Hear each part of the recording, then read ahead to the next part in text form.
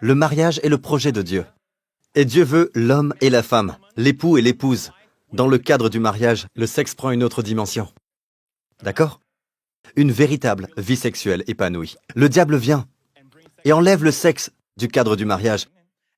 Et le diable souhaite que cela affecte l'homme, pas seulement dans son corps, mais aussi dans son esprit. Et alors il couche avec n'importe qui. Et il pense que ce n'est rien. Mais laissez-moi vous dire ceci. Si je prends un morceau de papier et que je le colle à un autre morceau de papier, et je le laisse pour 1 heure, ensuite je vous passe le papier et je vous dis d'essayer de séparer les 2 morceaux de papier de la façon la plus précise possible. Vous serez incapable de le faire. Certaines choses sur ce papier seront collées à l'autre papier et vice-versa, car ils sont devenus un. Dieu veut que l'homme et la femme soient un. Vous pouvez défendre votre cas jusqu'à vous dire « je ne crois pas en Dieu » et ce genre de choses, mais vous quitterez ce monde dans une boîte ou incinéré, la manière dont Dieu l'a voulu. Et je vous dis, peuple de Dieu, si vous voulez vivre à 120%, si vous voulez d'une longue et heureuse vie, il y a un domaine où vous devez être vigilant.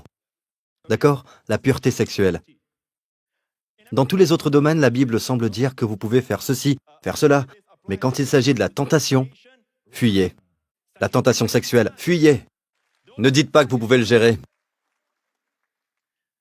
La tentation, c'est un cycle. Tout d'abord, vous êtes tenté.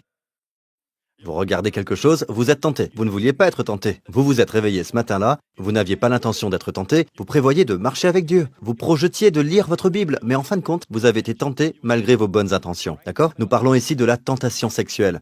Et la plus grande erreur, c'est de se dire « je peux gérer cela ». La Bible appelle cela la confiance dans la chair. La prochaine erreur est celle-ci, je peux la gérer. Donc, il y a une tentation, ensuite, je peux la gérer. Je peux gérer ce film. Je peux gérer cela. Je sais qu'il y a certaines scènes, mais je peux gérer ça. Je peux gérer. Elle m'a simplement demandé de la ramener chez elle. Je sais qu'elle est très belle, mais je peux gérer ça. Ça n'ira pas plus loin que ça. Oh là, la mini-jupe, oh là, je n'ai rien vu. Je vais simplement lui donner son sac, pas de problème. Je sais qu'elle est la femme d'un autre, mais elle veut qu'on parle. Alors on parle. Elle veut mon numéro, je le lui donne. Je peux gérer cela. Et tous ceux qui disent cela sont bien intentionnés. La plupart a de bonnes intentions. Ils ne projettent jamais de tomber dans l'adultère. Après l'avoir géré, vous dites « je peux le gérer ». La Bible appelle cela la confiance dans la chair. Cela mène à une tendance au péché. D'accord? Une tendance au péché. Vous tombez dans le péché. Puis quand vous tombez dans le péché, devinez quoi? Vous vous sentez coupable. Vous vous sentez coupable. 99,9% des personnes se sentent coupables. Sauf pour certains, comme Hitler. Car vous avez une conscience. Vous ne pouvez jamais échapper à votre conscience. Maintenant, vous vous sentez coupable, et la psychiatrie, la psychologie, disent que si vous êtes coupable, vous ressentez la culpabilité perpétuelle, qu'elle soit une culpabilité réelle ou une fausse culpabilité. Vous vous sentez coupable. Vous êtes condamné à répéter ce comportement. Mais, en tout respect, les médecins n'ont aucune réponse. Seul Jésus a la réponse. Il n'y a donc maintenant aucune condamnation, et en faisant cela, il détruit la connexion. Vous êtes là? Car plus vous vous sentez coupable, et moins vous résisterez à la tentation. C'est un cercle vicieux. D'accord? Maintenant, certains parmi vous disent « Pasteur Prince, je pense que tout péché est péché. Je ne crois pas qu'il y a un péché qui soit plus grand qu'un autre. Non, le péché sexuel est plus grand. » Ah, Pasteur Prince, vous êtes en train de mesurer les péchés. Oui, je le fais, ne vous y trompez pas. Il y a des péchés qui sont moins graves, et il y a des péchés qui sont plus graves. Quand vous péchez contre votre corps, c'est différent des autres péchés. Voici la preuve dans les Écritures. Regardons 1 Corinthiens 6. Ne savez-vous pas que celui qui s'attache à la prostituée est un seul corps avec elle? Car est-il dit, les deux deviendront une seule chair. Mais celui qui s'attache au Seigneur est avec lui un seul esprit. Fuyez. Fuyez l'impudicité. En passant, les mots immoralité sexuelle ou impudicité, c'est porneia. Porneia, cela semble familier, n'est-ce pas? Porno, porneia. L'immoralité sexuelle inclut toute chose en dehors du mariage qui ne se fait pas entre un mari et sa femme. Point à la ligne. Fuyez. Détalez. Quelque autre péché qu'un homme commette, ce péché est hors du corps. Donc cela inclut la peur, le souci, le tracas, se plaindre, murmurer. Quelque autre péché qu'un homme commette, ce péché est hors du corps. Mais celui qui se livre à l'impudicité pêche contre son propre corps. Amis, vous savez, Dieu est en train de montrer qu'il y a diverses conséquences dépendant du péché commis. Savez-vous ce qui affecte votre corps et vous donne une maladie chronique et des problèmes? Je voudrais vous dire avant tout, Pasteur Prince n'est pas en train de dire Et des milliers d'entre vous en sont témoins. Je n'ai pas dit que si quelqu'un est malade, il y a l'immoralité sexuelle. Non, je n'ai pas dit cela. Mais lorsque vous lisez l'Écriture, la Bible dit que si vous commettez l'immoralité sexuelle, vous êtes en train de pécher contre votre propre corps. Pas votre esprit, pas votre âme, votre corps. Corps, pour moi, veut dire où la maladie se manifeste-t-elle? Dans le corps. Vous voyez ça? Quelque autre péché qu'un homme commette, ce péché est hors du corps. Mais celui qui se livre à l'impudicité pêche contre son propre corps. C'est là la différence entre certains pasteurs et moi. Ils diront que cette personne a besoin d'une délivrance. Cette personne doit confesser son péché. Je ne suis pas contre la confession des péchés, je vous l'ai dit auparavant. Je suis contre la confession afin d'être pardonné. Je crois en la confession parce que nous avons été pardonnés de nos péchés. C'est une déclaration. Regardez ceci.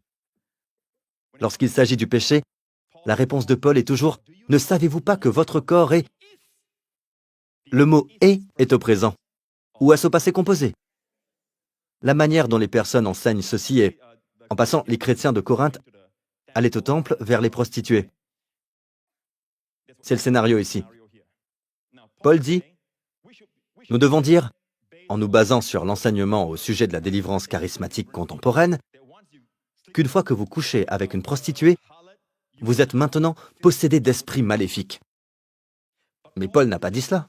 Paul leur dit « Votre corps est le temple du Saint-Esprit. »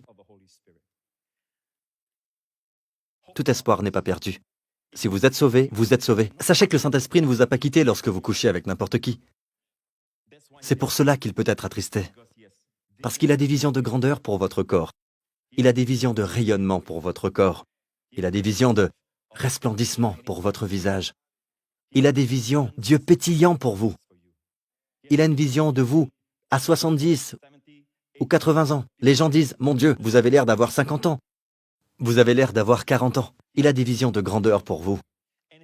Tout ce qui est moins que cela est péché, ne reflétant pas l'étendue de la gloire que Dieu vous réserve. Vous comprenez?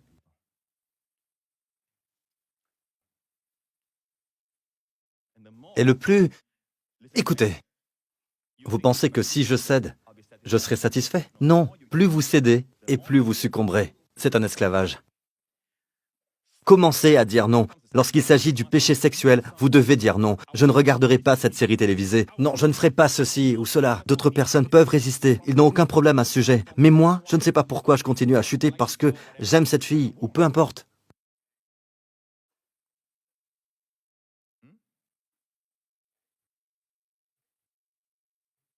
Loué soit Dieu. D'accord? N'est-ce pas merveilleux d'avoir toujours le Saint-Esprit en vous? Le mot « est au présent. Ne savez-vous pas que votre corps est le temple du Saint-Esprit qui est en vous, que vous avez reçu de Dieu, et que vous ne vous appartenez point à vous-même, car vous avez été racheté à un grand prix. Quel prix? Voyez-vous, Pasteur Prince, à présent je peux faire ce dont j'ai envie de mon corps. Pas si vous êtes chrétien, vous avez été racheté. Vous avez été racheté. Beaucoup de personnes vont au marché. Il y a beaucoup d'articles que les gens n'achètent pas. Personne ne veut les acheter, mais vous avez été racheté. Vous avez été racheté. Vous n'avez pas été racheté avec $1 million. $1 million n'est rien en comparaison au prix qu'il a payé pour vous. Avec la vision de gloire que Dieu a pour vous. Vous avez été racheté avec quelque chose que le monde entier ne pourrait égaler. Le sang précieux de Jésus-Christ. Donc, puisque vous avez été racheté à un grand prix, glorifiez donc Dieu. Où? Dans votre corps. Et dans votre esprit. Qui appartiennent à Dieu. Comment glorifier Dieu dans mon corps? Dieu dit, gardez-vous purs sexuellement, que quand les gens regarderont votre corps, ils verront ma gloire.